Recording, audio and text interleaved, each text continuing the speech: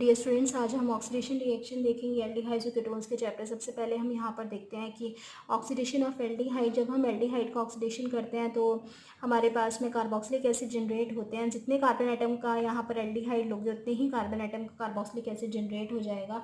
तो यहाँ पर जो कारण है कि इजी ऑक्सीडेशन क्यों हो जाता है, उसका कारण ये है कि यहाँ पर कार्बन हाइड्रोजन जो बॉन्ड है वो बहुत ही इजीली कन्वर्ट किया जा सकता है कार्बन हाइड्रोक्सिल बॉन्ड के अंदर। ठीक है, तो यहाँ पर स्ट्रॉन्ग ऑक्सीडाइजिंग एजेंट ही नहीं, जैसे कि नाइट्रिक एसिड है, KMnO4 है, K2Cr2O7 है, लेकिन वीक ऑक्सीडाइजिंग एजेंट जैसे सिल्वर आयन है, कॉपर आयन है, ब्रोमीन वाटर है, ये भी कन्वर्ट कर सकते हैं एल्डिहाइड को कार्बोक्सिलिक एसिड के अंदर। अब ये वीक ऑक्सीडाइजिंग एजेंट क्यों कन्वर्ट कर सकते हैं, क्योंकि यहाँ पर कार्बन हाइड्रोजन बॉन्ड है वो बहुत वीक है, उसको इजीली कन्वर्ट किया जा सकता है कार्बन हाइड्रोक्सिल बॉन्ड के अंदर। ठीक है, तो यहाँ पर जो है इसी वजह से एल्डिहाइड को हम क्या बोलते हैं, they are very strong reducing agent. तो कुछ रिएक्शंस हम देखेंगे यहाँ पर जिससे प्रूव कि ये स्ट्रॉन्ग रिड्यूसिंग एजेंट की तरह काम करते हैं। सबसे पहला है यहाँ पर reduction of Tollens reagent. Reduction of Tollens reagent के अंदर हमने सबसे पहले ये देखना है कि टॉलेंस रिएजेंट बोलते किसको हैं। टॉलेंस रिएजेंट होता है ammoniacal solution of silver nitrate, और ये बनता कैसे है, जब हम सिल्वर नाइट्रेट की रिएक्शन करते हैं अमोनियम हाइड्रोक्साइड के साथ में, तो हमारे पास में जब तक कि सिल्वर ऑक्साइड के पीपीटी नहीं बनते तब तक हम रिएक्शन करते हैं, और उसके बाद फिर हम ये सिल्वर ऑक्साइड के पीपीटी जो है उसको रिएक्ट करते हैं अमोनियम हाइड्रोक्साइड के साथ में, और यहाँ पर ये हमारे पास में बन गया रिएक्ट करने के बाद में टॉलेंस रिएजेंट। टॉलेंस रिएजेंट का फॉर्मूला याद रखें, this is the formula of Tollens reagent. इसके अंदर जो है यहाँ पर आप टॉलेंस रिएजेंट जो हमने यहाँ पर लिया है ये किस में स्प्लिट अप होगा, पॉजिटिव नेगेटिव आयंस में स्प्लिट अप होगा, और हम रिएक्शन करेंगे एल्डिहाइड के साथ में। ठीक है, तो एल्डिहाइड के साथ जब हम इसकी रिएक्शन करेंगे स्टूडेंट्स तो कैसे होगी, सबसे पहले हमने यहाँ पर एल्डिहाइड लिया और इसकी रिएक्शन टॉलेंस रिएजेंट के साथ में की, जिसमें ये पॉजिटिव नेगेटिव आयंस में स्प्लिट अप हो चुका है। तो जो हमारे पास में एल्डिहाइड है वो तो कार्बोक्सिलेट आयन में कन्वर्ट होगा, टॉलेंस रिएजेंट में जो सिल्वर मिरर में चला जाएगा। यानी कि जब हम रिएक्शन करते हैं टेस्ट ट्यूब के अंदर साइड में आउटर जो वॉल्स होती हैं उसके ऊपर बिल्कुल सिल्वर कलर का एक लेयर जो है वो डिपॉजिट हो जाती है, जिसको हम सिल्वर मिरर बोलते हैं। ठीक है, और यहाँ से अमोनिया, ये अमोनिया जो है वो अमोनिया की फॉर्म में निकल जाएगी, वाटर बनेगा और ये हमारी रिएक्शन होगी इस तरीके से। तो अब नेक्स्ट जो हम रिएक्शन देख सकते हैं वो है रिडक्शन ऑफ फेलिंग सॉल्यूशन। अब फेलिंग सॉल्यूशन के साथ में कैसे रिएक्ट करेगा एल्डिहाइड, सबसे पहले जो है यहाँ पर देखें आप, फेलिंग सॉल्यूशन बहुत बार पूछा जाता है कि फेलिंग सॉल्यूशन होता क्या है, तो याद रखें कि फेलिंग सॉल्यूशन क्या है, it is an alkaline solution. ये एक अल्कलाइन सॉल्यूशन होता है कॉपर सल्फेट का, जिसमें कुछ रोचीले सॉल्ट मिला होता है। ठीक है, सम रोचीले सॉल्ट उसके अंदर जो है वो मिक्स होता है। रोचीले सॉल्ट क्या है, सोडियम पोटाशियम टार्ट्रेट है, जिसको हम कैसे बनाते हैं, जब हम अल्कलाइन सॉल्यूशन रोचीले सॉल्ट का ऐड करते हैं कॉपर सल्फेट के सॉल्यूशन में। रोचीले सॉल्ट जो है फेलिंग सॉल्यूशन बी है और कॉपर सल्फेट फेलिंग सॉल्यूशन ए है। जब दोनों को हम मिक्स करते हैं तो फेलिंग सॉल्यूशन हमारे पास में प्रिपेयर हो जाता है। इसका फॉर्मूला क्या है, कॉपर हाइड्रोक्साइड, और वो जब कॉपर हाइड्रोक्साइड स्प्लिट अप होगा तो कॉपर पॉजिटिव और हाइड्रोक्साइड आयन में स्प्लिट अप होगा। यहाँ पर जब हम इसके साथ रिएक्शन करेंगे तो एल्डिहाइड यहाँ पर किस में कन्वर्ट हो जाएगा, कार्बोक्सिलेट आयन में, ये कन्वर्जन होगी, और कॉपर आयन जो है हमारा कॉपर ऑक्साइड के अंदर कन्वर्ट होगा, जो कि रेड कलर के पीपीटी देगा, क्यूप्रस ऑक्साइड बनाएगा। तो ये जो है टेस्टिंग के लिए भी यहाँ पर यूज़ करेंगे, जैसे कि हमने टॉलेंस रिएजेंट बहुत ही इंपॉर्टेंट रिएक्शन है एल्डिहाइड्स की टेस्टिंग के लिए। और इसमें ये बात भी याद रखें कि टॉलेंस रिएजेंट जो है एलिफेटिक और एरोमेटिक एल्डिहाइड्स दोनों ही देते हैं, दोनों रिड्यूस करते हैं टॉलेंस रिएजेंट को, लेकिन फेलिंग सॉल्यूशन में एरोमेटिक एल्डिहाइड्स कोई भी रिएक्शन शो नहीं करते। ठीक है, और यहाँ जब हम टॉलेंस रिएजेंट के साथ रिएक्शन करेंगे तो सिल्वर मिरर बनेगा, और जब फेलिंग सॉल्यूशन के साथ रिएक्शन करेंगे तो कॉपर ऑक्साइड के रेड कलर के पीपीटी बनते हैं। ठीक है, तो इस तरीके से ये दोनों रिएक्शन आपको यहाँ पर एक्सप्लेन करनी है। और थर्ड जो है वो है यहाँ पर reduction of Benedict solution. Benedict solution जैसे कि हमने अभी ऊपर बताया था कि फेलिंग सॉल्यूशन के alkaline solution of copper ions को जब हम उनको मिक्स करते हैं टार्ट्रेट आयंस के साथ में, ठीक है, तो कॉपर आयंस और टार्ट्रेट आयंस मिलाते हैं तो हमारे पास में फेलिंग सॉल्यूशन बनता है। और बेनेडिक्ट सॉल्यूशन कब मिलता है? जब हम अल्कलाइन सॉल्यूशन बनाते हैं, कॉपर आयंस को मिक्स करते हैं सिट्रेट आयंस के साथ में। तो इसकी रिएक्शन आप ज़रूर एक बार ट्राई करें, कमेंट बॉक्स में लिखें कि आपको ये रिएक्शन समझ में आई, लिख पा रहे हो कि नहीं लिख पा रहे हो। तो ये भी सेम इसी तरीके से यहाँ पर फेलिंग सॉल्यूशन की तरह ही बेनेडिक्ट सॉल्यूशन भी यहाँ पर एल्डिहाइड के साथ में रिएक्ट करेगा। ठीक है, तो ये हमारी टेस्टिंग के लिए भी यहाँ पर जो है यूज़ कर सकते हैं हम। नेक्स्ट जो हमने यहाँ पर देखनी है वो है ऑक्सीडेशन ऑफ एल्डिहाइड्स के बाद ऑक्सीडेशन ऑफ कीटोन्स। ठीक है, कीटोन्स का ऑक्सीडेशन करने पर हमें क्या मिलेगा? तो ऑक्सीडेशन जो है यहाँ पर वो बहुत ही स्ट्रॉन्ग ऑक्सीडाइजिंग एजेंट के साथ करना पड़ता है कीटोन्स का। क्यों? क्योंकि एल्डिहाइड्स की तरह कीटोन्स में hydrogen atom terminal carbon atom पर जो हमारा कार्बोनिल ग्रुप है उसके साथ अटैच नहीं है। तो यहाँ पर जो क्लीवेज होगी वो किसकी होगी? कार्बन कार्बन बॉन्ड की होगी। ठीक है, इस वजह से यहाँ पर वीक ऑक्सीडाइजिंग एजेंट जो कि टॉलरेंस रिएजेंट और फेलिंग सॉल्यूशन थे वो काम नहीं करते हैं। तो यहाँ पर केवल स्ट्रॉन्ग ऑक्सीडाइजिंग एजेंट के साथ में ही हम ये ऑक्सीडेशन करा सकते हैं कीटोन्स का। और दूसरा ये टेस्टिंग के लिए भी अब यहाँ पर हम डिस्टिंग्विशिंग टेस्ट के लिए भी यूज़ कर सकते हैं कि एल्डिहाइड्स का जब हमने ऑक्सीडेशन कराना था तो हमने टॉलरेंस रिएजेंट और फेलिंग सॉल्यूशन वीक रिएजेंट के साथ कराया, जबकि जब हमें ऑक्सीडेशन कराना है कीटोन का तो हमें स्ट्रॉन्ग ऑक्सीडाइजिंग एजेंट चाहिए, जैसे कि HNO3 KMNO4 H2SO4 की प्रेजेंस में या पोटेशियम डाइक्रोमेट H2SO4 की प्रेजेंस में। तो होता क्या है, कैसे हम इसका एग्जाम्पल से इसको समझते हैं। एग्जाम्पल हमने लिया यहाँ पर पेंटेन 2-ओन का। अब पेंटेन 2-ओन के अंदर आप देख रहे हो यहाँ पर हमने दो तरह से क्लीवेज करनी है अराउंड द कार्बोनिल बॉन्ड। जब हम दो तरीके से यहाँ पर A और B क्लीवेज करेंगे तो हमें अलग अलग प्रोडक्ट्स भी मिलेंगे उसी तरह से। तो यहाँ पर कॉन्क HNO3 के साथ में आपने रिएक्शन करनी है और हीट करना है। तो यहाँ हमें जो है कैसे प्रोडक्ट्स मिलेंगे? सबसे पहले जो है यहाँ पर 3 कार्बन एटम ये हमें यहाँ पर दिखाई दे रहे हैं। ठीक है, तो और यहाँ पर जो है एक कार्बन एटम दिखाई दे रहा है। अब ये जितना कार्बन एटम है उतने हमारे पास में यहाँ पर उसी तरीके से क्लीवेज शो होगी।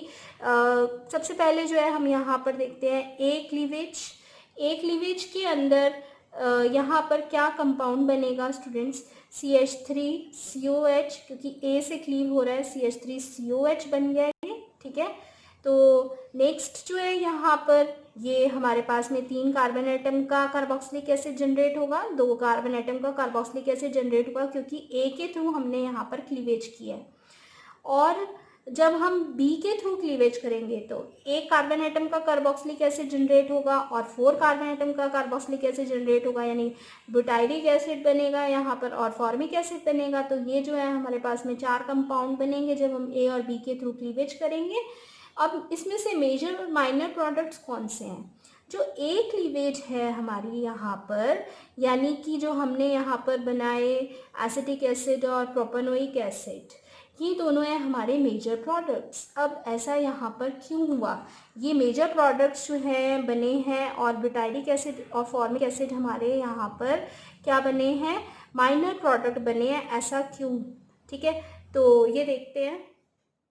पर ये देखना है स्टूडेंट्स कि हमने जो एग्जांपल लिया था पेंटेन 3-ओन का, तो पेंटेन 3-ओन के अंदर कीटो ग्रुप जो है वो कहाँ पर जाएगा? स्मॉलर एल्काइल ग्रुप के साथ में जाएगा। और इस रूल को बोलते हैं पॉपअप्स रूल, जिसकी वजह से हमारे पास जब हमने ए क्लीवेज की तो ऑक्सीडेशन पर हमारे को प्रोपेनोइक एसिड और इथानोइक एसिड यहाँ पर मिले थे। तो याद रखें पॉपअप्स रूल है ये। और स्मॉलर एल्काइल ग्रुप के साथ में हमेशा कीटो ग्रुप जब रहेगा तो वो मेजर प्रोडक्ट्स बनेंगे। नेक्स्ट हम यहाँ पर एग्जांपल देख रहे हैं वो है एसीटोन का। एसीटोन के अंदर जो है हम जब रिएक्शन करेंगे तो यहाँ पर हमारे पास में 2 प्रोडक्ट बनेंगे। ठीक है, एक तो CH3COH, तो कहीं से भी क्लीव करो आपको यही 2 कंपाउंड्स बनेंगे, CH3COH और HCOH फॉर्मिक एसिड।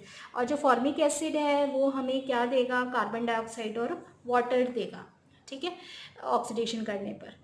तो ये पॉपअप्स रूल जो है यहाँ पर बहुत इंपॉर्टेंट हमने डिस्कस किया है। नेक्स्ट थोड़ा सा हम कॉम्पिटिटिव एग्ज़ाम्स के लिए टॉपिक ले रहे हैं यहाँ पर।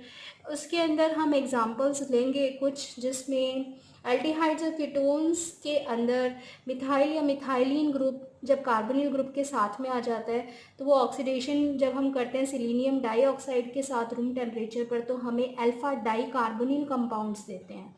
अल्फा डाई कार्बोनिल कंपाउंड्स, ये इनके कुछ एग्जाम्पल आप देखें यहाँ पर।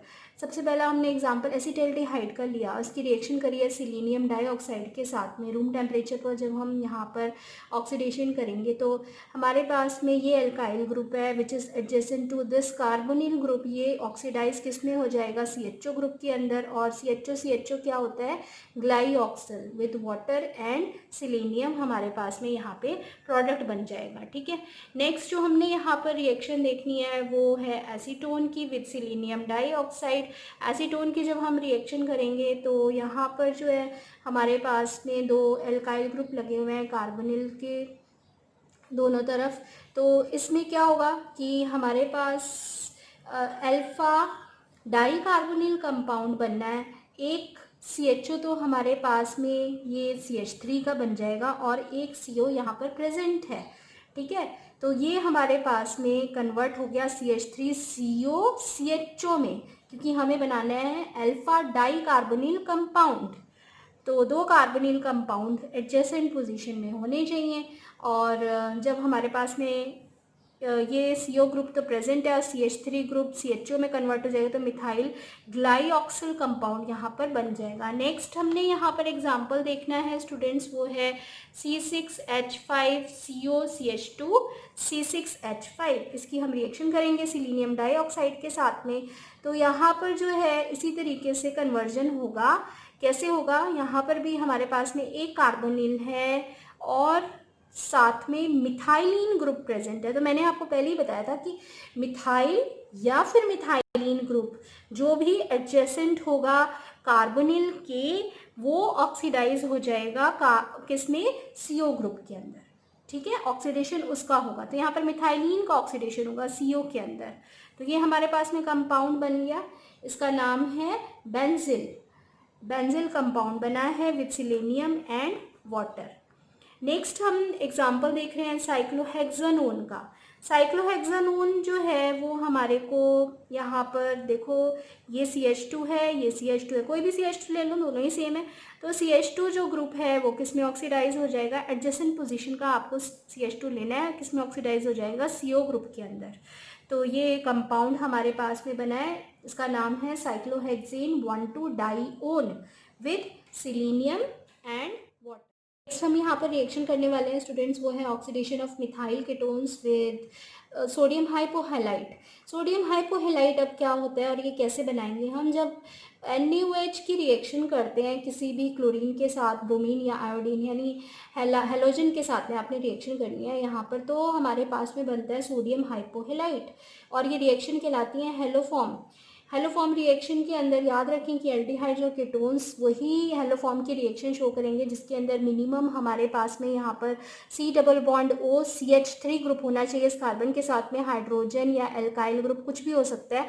जब हम इनकी रिएक्शन करेंगे यहाँ पर हेलोजन के साथ की in the presence of NaOH तो क्लोरीनेशन होगा। अगर हम क्लोरीन के साथ रिएक्ट करें तो क्लोरीनेशन होगा, NaOCl बनेगा हाइपोहैलाइड, और हाइपोहैलाइड एसिटल्डिहाइड के साथ रिएक्ट करके यहाँ पे तीनों हाइड्रोजन को किससे रिप्लेस कर देगा, 3 क्लोरीन के साथ रिप्लेस करके यहाँ पर क्लोरल बनाएगा with the removal of HCl। ठीक है, अब ये क्लोरल मॉलिक्यूल की जब हम हाइड्रोलाइसिस करेंगे NaOH के साथ में तो क्या बनेगा, यहाँ पर ये बन जाएगा क्लोरोफॉर्म CHCl3। CHCl3 जो है यहाँ पर बनेगा और रिमूवल हो जाएगा HCONA का। ऑलरेडी हमने आयोडोफॉर्म और इनकी रिएक्शंस जो है चैनल पे डिस्कस भी की हुई हैं, तो आप लिंक में देख सकते हो या चैनल पे नाम डाल के देख सकते हो, आयोडोफॉर्म की रिएक्शन सिखा देगा आपको। आयोडोफॉर्म जो है यहाँ पर कब बनता है, जब हम आई लेते हैं। क्लोरोफॉर्म कब लगेगा, जब हम यहाँ पर Cl ले रहे हैं। तो ये हमारे पास में क्लोरोफॉर्म तैयार हो गया विद द HCONA। ठीक है, तो यहाँ पर हमने नेक्स्ट जो रिएक्शन देख सकते हैं स्टूडेंट्स वो है एसीटोन। एसीटोन की हमने यहाँ पर रिएक्शन करनी है with bromine and NaOH। NaOH और ब्रोमीन के साथ में रिएक्शन करेंगे तो NaOBr बनेगा। NaOBr हाइपोहैलाइड हमारा ब्रोमीन के साथ NaOH की रिएक्शन करने पर बना है, ब्रोमिनेशन करेंगे, यहाँ पर 3 हाइड्रोजन ब्रोमीन से रिप्लेस हो जाएंगे और ये जो है हमारे पास में यहाँ पर बन गया अल्फा अल्फा अल्फा ट्राईब्रोमो एसीटोन। ठीक है, कॉमन नेम है ये अल्फा अल्फा अल्फा ट्राईब्रोमो एसीटोन। ये बना हमारे पास में कंपाउंड और इसकी रिएक्शन जब हमने हाइड्रोलाइसिस करा है NaOH के साथ में तो CHBr3 बनेगा, ब्रोमो फॉर्म बनेगा with the removal of sodium acetate. अब आपको कैसे पता चलेगा यहाँ पर कितने कार्बन आइटम का यहाँ पर हमारे को जो है वो ये कार्बोक्सिलेट सॉल्ट मिल रहा है, क्योंकि यहाँ देखो हमारे पास में कितना कार्बन आइटम निकल के आएगा, CH3CO जो है यही कन्वर्ट होगा CH3CONa के अंदर और बाकी जो बचा हुआ है वो CHBr3 यानी ब्रोमो फॉर्म में कन्वर्ट होगा। नेक्स्ट जो हम यहाँ पर रिएक्शन देख रहे हैं स्टूडेंट्स वो है आइडोफॉर्म की रिएक्शन। तो आइडोफॉर्म की रिएक्शन जो है वो कैसे कर सकते हैं वो देखें।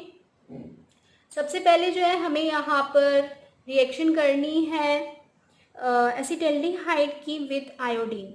जब हम एसिटल्डिहाइड की रिएक्शन करेंगे आयोडीन के साथ में तो हमारे पास में यहाँ पर 3 हाइड्रोजन जो है किससे रिप्लेस हो जाएंगे, 3 आयोडीन के साथ और HI बनेगा इसके साथ में। ठीक है, जब हाइड्रोलाइसिस करेंगे हम तो यहाँ पर ये CHI3 के फॉर्म में रिमूव हो जाएगा और एक कार्बन आइटम का कार्बोक्सिलेट सॉल्ट मिलेगा HCONa, जो आइडोफॉर्म है उसकी येलो कलर के PPT मिलेंगे।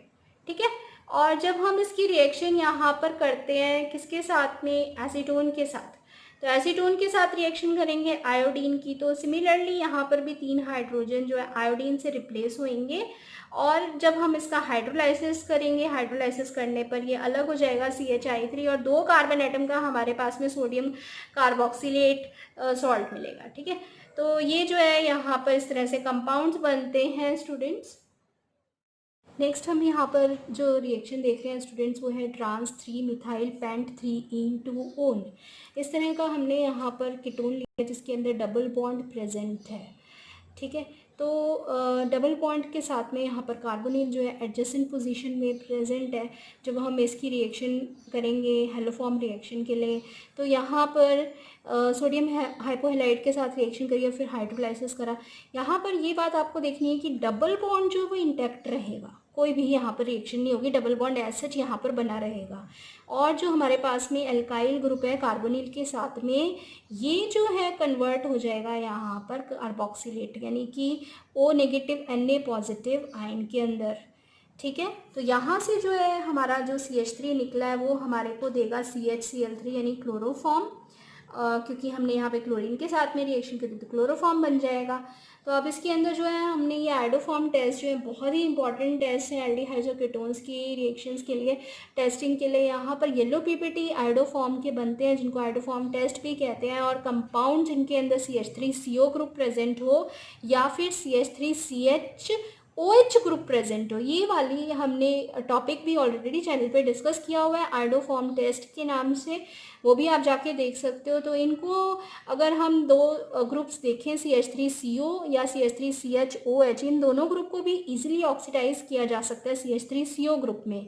हैलोजेंस इनको डायरेक्टली जो है वो कन्वर्ट कर सकते हैं। ठीक है, तो इस तरीके से जो आज हमने बहुत ही इंपॉर्टेंट यहाँ पर ऑक्सीडेशन रिएक्शन की है एल्डिहाइड्स और कीटोन्स जो शो करता है। होप आपको ये टॉपिक हेल्प करेगा आपके एग्जाम्स के लिए। तो वीडियो अच्छा लगे अपने फ्रेंड्स के साथ ज़रूर शेयर करेगा स्टूडेंट्स। Learn good bye.